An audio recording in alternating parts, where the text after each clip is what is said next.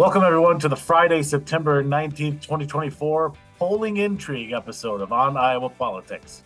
This week, new Iowa poll is a real talker. A shadow group appears to be organizing Republican spoiler candidates, including in Iowa, and IVF legislation becomes the latest political football in Congress. Hello, everyone. I'm Erin.murphy, the Des Moines Bureau Chief for the Gazette in Cedar Rapids. With me this week, our Gazette Deputy Bureau Chief, Tom Barton. Hello, Tom. Hello, Erin. Sarah Watson of the Quad City Times is here. Hello, Sarah. Greetings, Erin. And we have Gazette columnist Todd Dorman with us. Hello, Todd. Hello. All right. First up this week, as I said, a new Des Moines Register/Mediacom Iowa poll. And by the way, a heartfelt thank you to NBC News for dropping out of that one so we could at least fit the title all on one line again. The poll turned a lot of the heads in Iowa politics when it published last weekend. According to the gold standard poll from the highly regarded Selzer and Company polling firm, it is highly regarded until your chosen tribe is on the wrong side of a given Iowa poll. Donald Trump's lead in Iowa is a mere 4 percentage points over Kamala Harris. That is a staggering drop of 14 points from earlier this year when Trump was plus 18 over Joe Biden. So like I said, that result is the very definition of a talker. So let's do just that. Let's talk about it. Sarah, what was your reaction to the new Iowa poll? Is Iowa suddenly a swing state again? Should we party like it's 2012? I don't know. I don't know about that. I was certainly surprised to see it tighten as much as it did. Certainly, I think people were expecting the race to tighten in Iowa, but I certainly wasn't expecting it to do so by so much. Like you said, certainly in change from when Trump was plus 18 over Joe Biden. But it seems like the real difference is how excited Democrats are as well. Democrats, let's see. So Optimism was the most cited feeling about the election in 62% of Democrats, which was 49% in June. So certainly Democrats are much more excited than they were earlier about the new candidate. And so I think that will definitely drive voter turnout among Democrats this year, perhaps more than it would have if Joe Biden was the nominee. So that was definitely a very interesting Iowa poll. But I don't know if Iowa can yet be classified as a swing state. I mean, I still think Democrats have an uphill battle to go. Yeah, I think that's safe to say. I haven't fielded any calls yet from campaign staff from either the Harris or Trump campaigns planning to set up in Iowa yet for the general. So until we get those, I think it's safe to say where this thing will eventually go. But it's interesting. Tom or Todd, feel free to weigh in here on this one. Shocked, surprised, what was you guys' reaction? I mean, I think my reaction was not that dissimilar to Sarah's reaction. I would just say that I think the Iowa poll has both good news and bad news for Democrats. While obviously this is going to bode well for Democrats who are running down ballot, at the same time, it shows that a majority of Iowans still don't feel like they're better off today than they were 4 years ago. Majority of Iowans, still expressed concern about their financial outlook. They're still concerned about inflation. They say they're worse off financially. They feel that the nation is headed in the wrong direction, largely because of inflation and illegal immigration. So, those issues, again, are still going to present kind of an uphill climb for Democrats. I mean, they definitely have momentum behind them with the change at the top of the ticket, but they still have these issues of inflation, high prices, and immigration and border security kind of dogging them. And the poll also found, sorry, I'm just going through it here real quickly. The poll also found that I believe independents still leaned toward Donald Trump. Now, granted, Kamala Harris does better with women, with independent women voters, and it's not a secret that there's a large gender gap there between Donald Trump and Kamala Harris when it comes to support that they receive from voters, and it's again no secret that Donald Trump has a gap there, an issue with female voters, but again, by and large, while that independent, voter breaks down on gender lines, again, it looks like a larger chunk of those independents are still kind of leaning toward Trump. Yeah. Yep. Todd, the other thing I've heard a lot made of, and I think it's a fair point, is that as I talked about the Iowa poll, the Seltzer poll is considered the gold standard and has a great overall track record. But in recent cycles, there's been the similar polls from the Iowa poll earlier in the cycle that show Trump's opponent doing better, and that as they get closer to the election, those polls tighten up, the race tightens up, and ultimately Trump's in safe territory, and that's happened in both 2016 and 2020. Is that what's going on here? Is Iowa just again going to be a late breaking state for Trump here, or is there maybe something different in the numbers this time? It's a good question. I saw at least one Democrat in their statement refer to Ann Seltzer as legendary pollster Ann Seltzer, which I thought, wow. Back, yeah, we'll circle back with them when the November 1 poll has Trump +8 and see if they still feel the same way.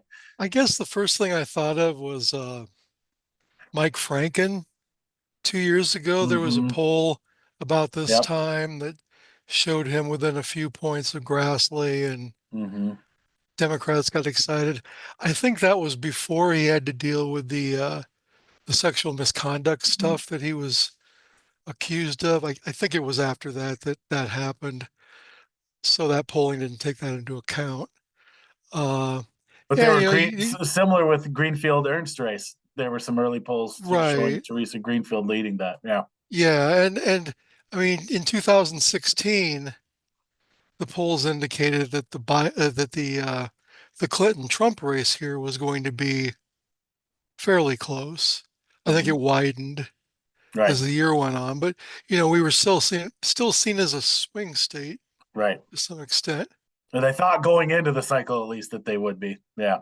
I mean, it may be a good measure that enthusiasm for Harris has at least turned some heads in Iowa. I would still expect Trump to win, 5, 6, 7, 8 points as he has, unless, I mean, did they do a approval disapproval rating with him? Ooh, I'm sure it's in there, but I don't know it off the top of my head. Maybe Tom's looks like he's darting his eyes through the crosstabs. We'll see if he comes up with it. I mean, one of the problems for him could be is that, with all the stuff that's happened in the last month and the stuff he said, and that maybe there are people that disapprove of him more now than did before. I've read lots of stuff about how even Republicans that support him concede he was a far more stronger, he was a stronger, far more confident candidate in 2016 and even 20. And now he's sort of lost his edge. Yeah. And I think voters maybe notice that.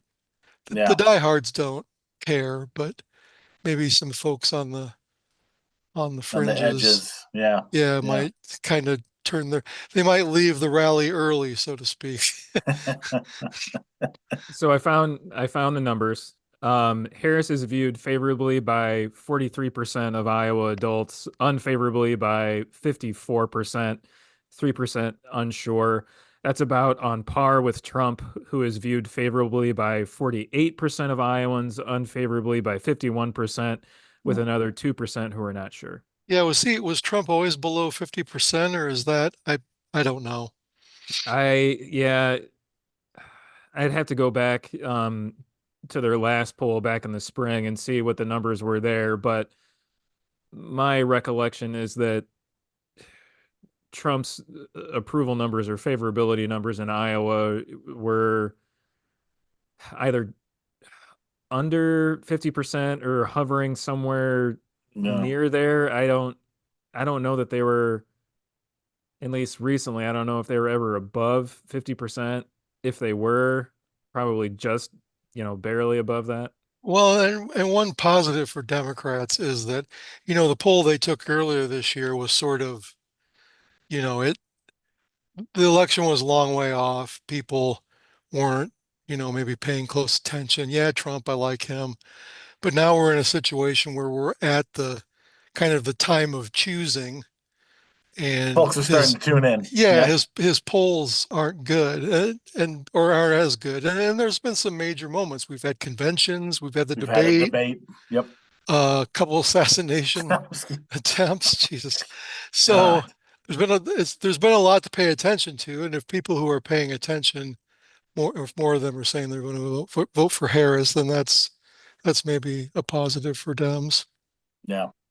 Yeah, it'll be interesting to see that October poll. I assume they'll do like they've done historically, which they'll do one in October and then they'll do a last one very shortly before the election, to see if we see that movement similar to like what I was saying in 2020 and 2016, to see if there's that late breaking again. And then I will to put at ease the voices that I can hear in my head of the pollsters and the polling experts that I always talk to, just to remind folks that things move because a poll is just a snapshot in time. What this Iowa poll was not a prediction of the election. It's a snapshot of what Iowa voters are thinking right now in early to mid September, and that very well could change in a month, and it has in the past, and that's why I say it'll be interesting to see what that October poll shows and whether there's movement again. Refresh my memory. Did that coincide at all with the debate? I can't remember if it was conducted in early September. What date was the debate? The 10th? 10th. So it might have been right before the debate. I think it was before. I think it was like single digit dates. Yeah. Oh, I can hear people shouting at their radios that already know, but we're trying to figure this out live. I apologize for this. But that sounds right that it was just before the debate. Oh, wait. Oh, it says it was conducted September 8th through 11th. So they might have gotten some people at the end that. And which date was the debate? 10th. It was the 10th. Right in the middle of that. Oh, that's interesting. Yeah. Okay. I mean, if things get close, I'll open the Wayback Machine when I think it was in '96 when Harkin was up for re-election. He was up against Jim Ross Lightfoot, and he had like a 35-point lead over Lightfoot in like the first week of September, and it ended up being like less than 1% was the victory margin. It got really ugly and tough in the end. So it happens. I mean, things do swing dramatically sometimes. Yep. Well, and I was looking at the Brenna Bird and the Attorney General. Tom Miller. Tom Miller, yes.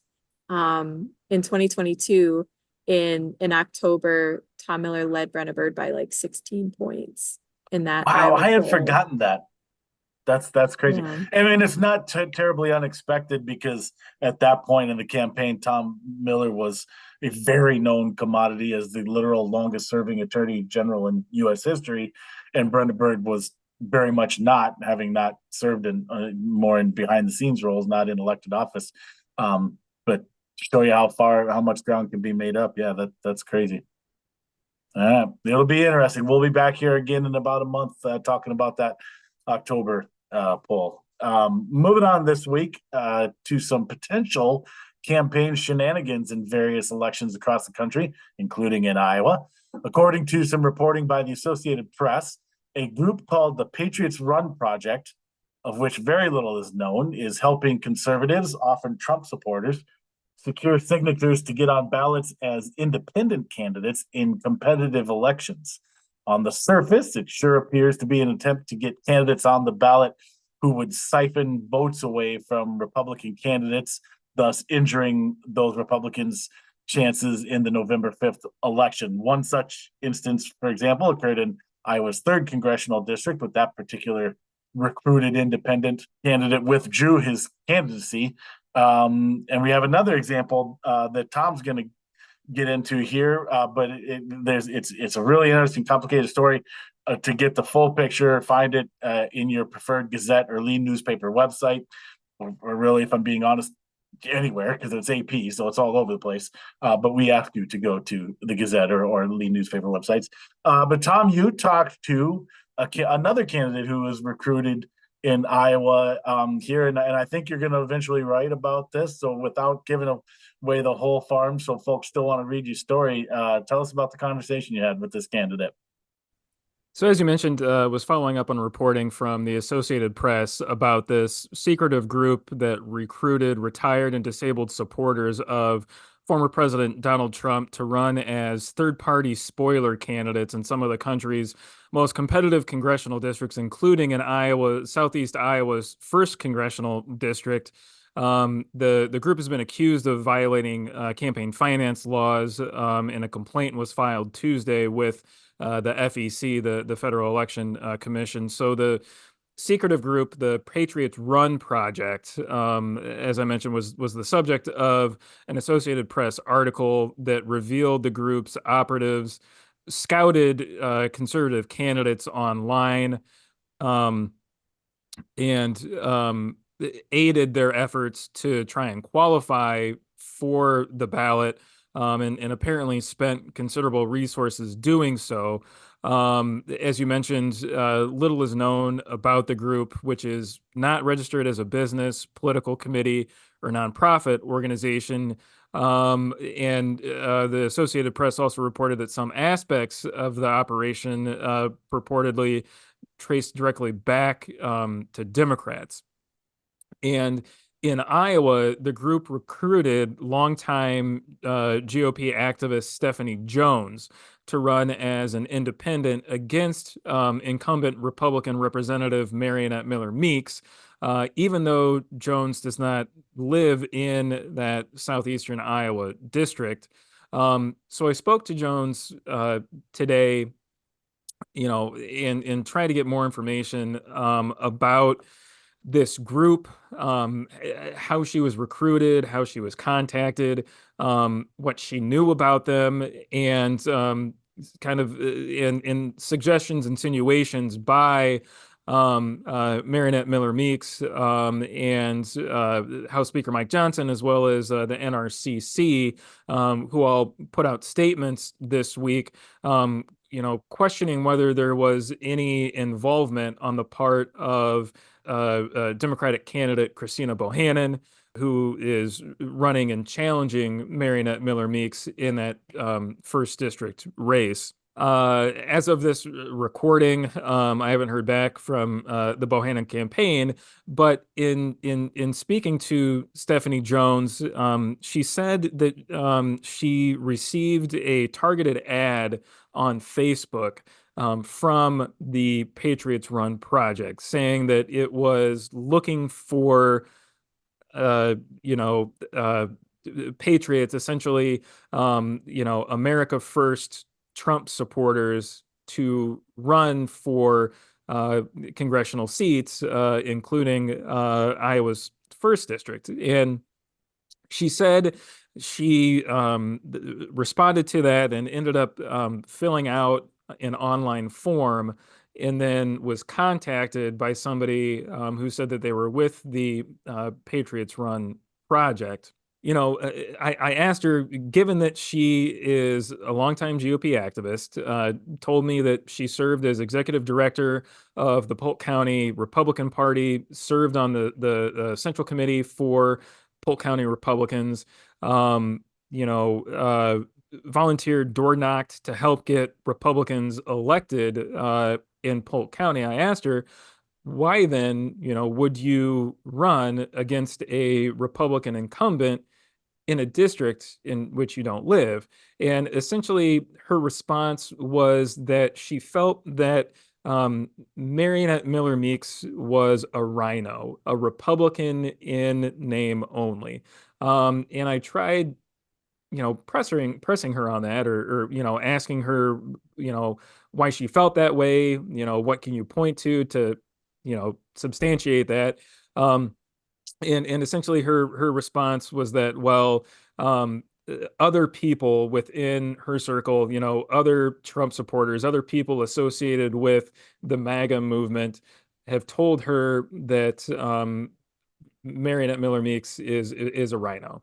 And so she said that she responded to this ad from the Patriots Run project because she wanted to run essentially to be, the true conservative patriot to represent Iowa's first congressional district. She said never did she feel like she was being duped or tricked or manipulated. She said in her conversations with these representatives from the Patriots Run project, she never felt like it was a effort to try and siphon votes away from Marionette Miller Meeks in support of Christina Bohannon. She says again as a pro-Trump supporter and kind of a America First proponent, she's never going to support, she's never going to vote for a Democrat, and felt that, truly this effort was all about, helping to get her elected she said that, she thought that, we were doing this to win, right? Not necessarily to help out somebody else and to be a spoiler. I also asked her about kind of the insinuations from Marionette Miller Meeks and other Republicans that somehow Democratic or liberal groups were involved in this effort, or that somehow Christina Bohannon's campaign would have been involved, as this is seen as something that would have benefited her and her campaign. And Stephanie Jones' response is, look, I have absolutely no knowledge or information to substantiate that. I can't say, one way or the other, but essentially she said, any accusations, insinuations, any claims of that sort are not substantiated. Yeah. So interesting. And like I said, watch for Tom's story on that. And if you haven't read them yet, check out the reporting that's already filed on that. And as a reminder, this is in a district, albeit it was differently constructed at the time prior to redistricting, but a district that Marionette Miller Meeks 4 years ago won by 6 votes. Well, and I mean, to that, I mean, the other kind of interesting wrinkle is this, excuse me, is that, Marionette Miller Meeks has a problem with Republican voters. We saw that in the primary. Yep. Exactly. Right. Yep. What did her opponent get? Somewhere it was upward around 40%. I can't remember the exact numbers, but I think she ended up winning by roughly 12 points. Right. So yeah, that would have put him around 40%. And again, her primary challenger was not well funded, was not well known.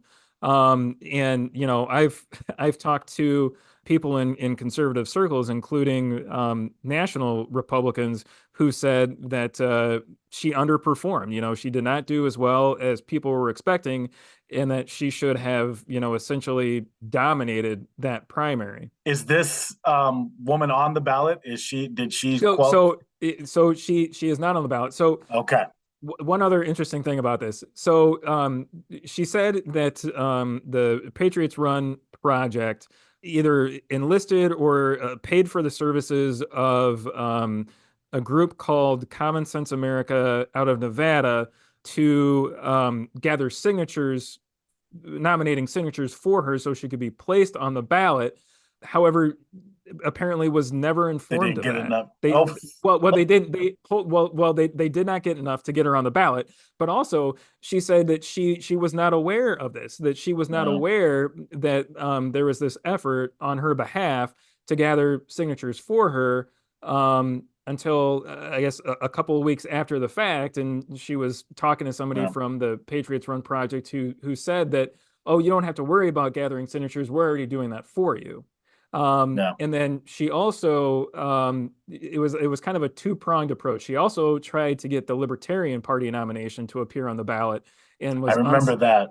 was unsuccessful in that, because feeling that that would be a much easier route, right, avenue to go to appear on the ballot, than trying to gather all of the signatures. But in the end, none of those efforts panned No. out. Yeah.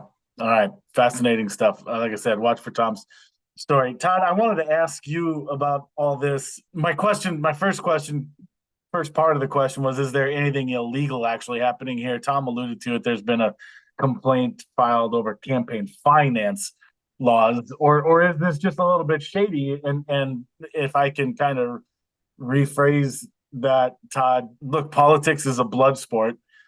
We just saw Republicans get Libertarian candidates for Congress booted off the ballot because they held their nominating conventions literally 3 hours too early. Maybe Democratic groups are recruiting spoiler candidates. Is this any different than that? I mean, all's fair in love and war. I'm curious your perspective on this. It's hard to say if it's illegal. I don't think, from what we know right now, that it is. I think they basically went out and recruited these folks and did the legwork of getting them on the ballot. Now, why they wanted them on the ballot, I mean, there isn't a law that says your intentions must be pure if you're getting someone on the ballot. Right. So I think Just like there wasn't a law that said your intentions had to be pure when you challenged libertarians. yeah, Canvassing right. I mean, paperwork. yeah. I mean, the Republicans were a little more open and with their shenanigans and tried to paint it with a veneer of respectability by saying, well, we want the law followed to the letter, which is, that's fine. It gets to the same place, whereas you're trying to keep your candidate from getting votes taken away by a candidate that might draw Republican votes. This is the same. The only reason I sort of feel a little bad for these folks. I think they thought they were actually being recruited and getting involved in something cool, and it may just have been just this counter espionage operation that they got caught up in. So yeah, not a good look, messing around with ordinary people. No. Oh, and for the record, Miller Meeks, whom I've always liked to call Old Landslide, she won the primary 56-44. Yes. So Yep. so I can see why they try to get a candidate, because yeah.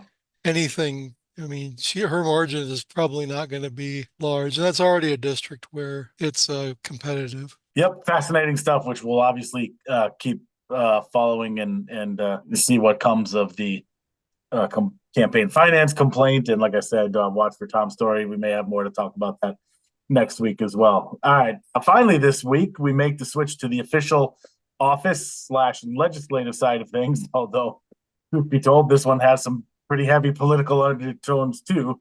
Anyway, IVF bills are being considered in the halls of Congress, and to this point, the two major political parties have their heels pretty well dug in over their respective proposals. Tom, you reported on this week. Give us all the required background and insight from your reporting, but let me ask you to start with the we're print journalists, so let's call it the lead.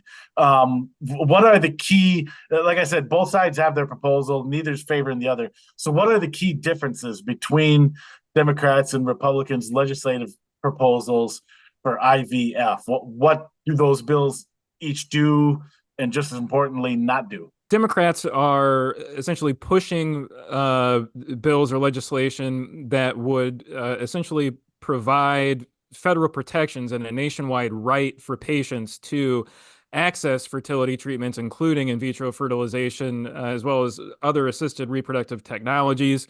Their right to IVF legislation that they were pushing through earlier this week that got blocked by Senate Republicans, would also provide federal protections for doctors and insurance companies to provide those treatments, essentially in an effort to preempt state efforts to limit the services. And it also would have required more health insurers to cover fertility treatments and expand coverage for military service members and veterans. The proposals, I should say, by Republicans don't go as far. So Senate Republicans offered their own legislation that would ban states from getting access to Medicaid funding if they bar IVF services. However, it doesn't explicitly guarantee a right to IVF services. Iowa Republican Congresswoman Mariannette Miller Meeks recently introduced legislation that would provide a fully refundable tax credit of up to $30,000 for fertility treatments. So, Republicans' approach, it seems, is kind of more on the side of trying to provide financial relief to individuals and couples pursuing fertility treatments.